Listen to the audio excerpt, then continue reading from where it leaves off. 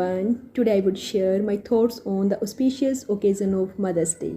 I, Kanchan, English mistress, Government Senior Secondary School, Gatti, Rajoke.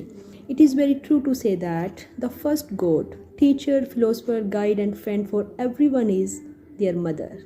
Since the god cannot present everywhere, so he created mother for us. She is a symbol of love and care. Even the god bows head before her. Practically every day is a day of mother, but to honor their motherhood, their sacrifices, their love and care, every year the second Sunday of May is celebrated as Mother's Day.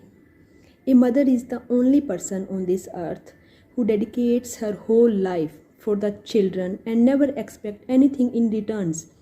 Every smile of her child makes her smile. Only a mother deserves the highest respect and love.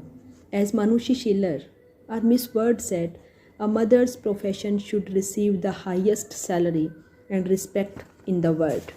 Mother Teresa, a great role model because she did so many things to improve the lives of others. Mahatma Gandhi, whom we all know about, the father of nation, said, "It may be possible to glide pure gold, but who can make his mother more beautiful?" So there is nothing that one can ever exchange in return for the love of mother. But today, many kids don't give due respect and show gratitude for all the sacrifices their mother has done in her life. This kind of behavior is totally wrong. She is the one who always stood behind when the support is needed. So it is the duty of every child as well as the family members to stand by her when she needs it. Thank you. Thank you very much.